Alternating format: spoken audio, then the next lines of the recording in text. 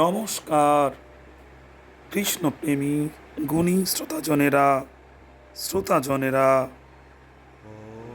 মৎস্য পুরাণে বলা হয়েছে, শ্রী বিষ্ণু যখন যোগনিদ্রাভিভূত ছিলেন সেই সময় একার্ণব সমুদ্র হয়ে রজতম গুণযুক্ত দুইটি অসুর সমুৎপন্ন হয়। একজনের নাম মধু, অপরটির নাম কৈটব। উহারা স্বচ্ছন্দে সেই সমুদ্র মধ্য বিহারপূর্বক চতুর্দিকে ভ্রমণ করছিল। উহারা ভয়শূন্য, দুর্দান্ত, রক্ত বস্ত্র পরিহিত, কান্তিঘোর মেঘের ন্যায় কৃষ্ণবর্ণ পর্বততুল্য শরীর। সেই দুই অসুশ্রেষ্ঠ যুদ্ধ করবার মানসে দিক বিদিক ভ্রমণ করছিল।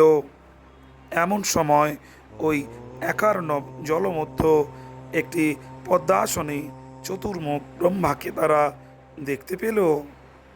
দ্রুতপদে উহারা ব্রহ্মা সম্মুখে গিয়ে ভয়ানক দর্প ও রোষকষায়িত নেত্রে বলতে লাগলো, তুমি কে? তুমি চার বদন ধরে বসে আছো কেন? তুমি এসো, যুদ্ধ প্রদান করো। আমরা সর্বাপেক্ষা বলশালী। তুমি আমাদের সঙ্গে যুদ্ধে কখনোই জয়ী হতে পারবে না।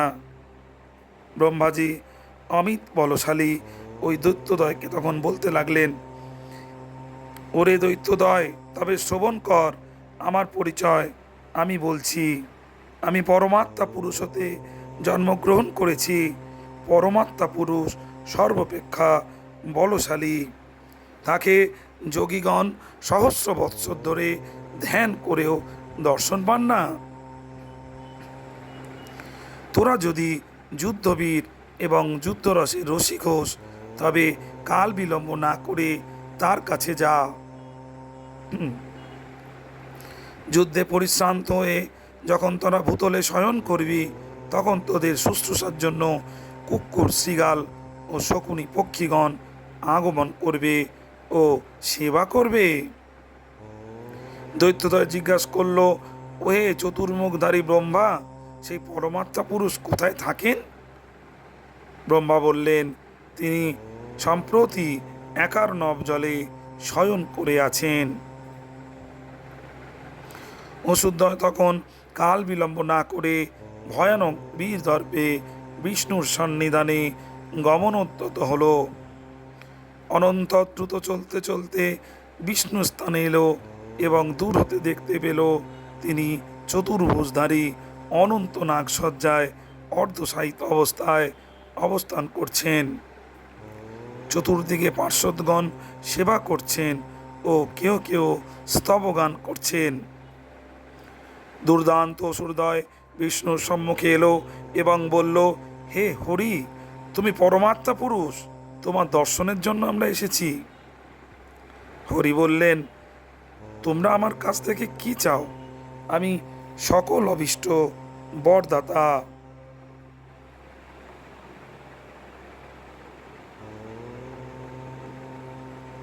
দৈত্যদয় বলল, আমরা অন্য কিছুই চাই না, যুদ্ধের জন্য এসেছি। বিষ্ণু বললেন, তথাস্তু। তিনি এই বলে দৈত্যদয়ের সহিত যুদ্ধ আরম্ভ করলেন। কয়েক সহস্র বৎসর গেল, জয় পরাজয় কারো হলো না। দৈত্যদয় তখন বলল, ওহে বিষ্ণু, তুমি বর গ্রহণ করো। বিষ্ণু বললে, তোমাদের মৃত্যু আমার হাতে হোক। দৈত্যদয় বললেন, তথাস্তু। তবে সুরেশ্বর, যে দেশে এ পর্যন্ত কোনো জীব মরেনি, সেই দেশে আমাদের তুমি বধ করবে? বিষ্ণু বললেন, তথাস্তু, সেই দেশেই তোমাদের মারব। আবার ভয়ঙ্কর যুদ্ধ আরম্ভ হলো। এইবার শ্রী বিষ্ণু অসুরদ্বয়কে দুইটি উরুর মধ্যে রেখে চক্রের দ্বারা দুইটি মস্তক কেটে ফেললেন। মধুকৈটব অসুর বিনাশ হলো। দেবতাগণ তদর্শনে আনন্দে দুন্দুবি ধ্বনিসহ শ্রী বিষ্ণুপুরী পুষ্পবৃষ্টি ও নৃত্যগীত করতে লাগলেন। এই দিন বিষ্ণুর আর এক নাম হলো শ্রী মধুসূদন। মধু কৈটব দৈত্য বধ যে করে শ্রবণ, তার যে পুণ্য রাশি প্রাপ্ত হয় তাতে হৃদয়স্থিত কাম ক্রোধ নিবারণ হয়। বিষ্ণুর এই জয় সারা বিশ্বে বড়দিনী একাদশী হিসাবে পালন করা হয়। ভক্তজনেরা বড়দিনী একাদশী পালন করুন আর সর্বদা কৃষ্ণ সেবায় নিয়োজিত থাকুন। ভিডিওটি যদি আপনাদের ভালো লেগে থাকে তবে চ্যানেলে নতুন হলে চ্যানেলটিকে সাবস্ক্রাইব করতে ভুলবেন না।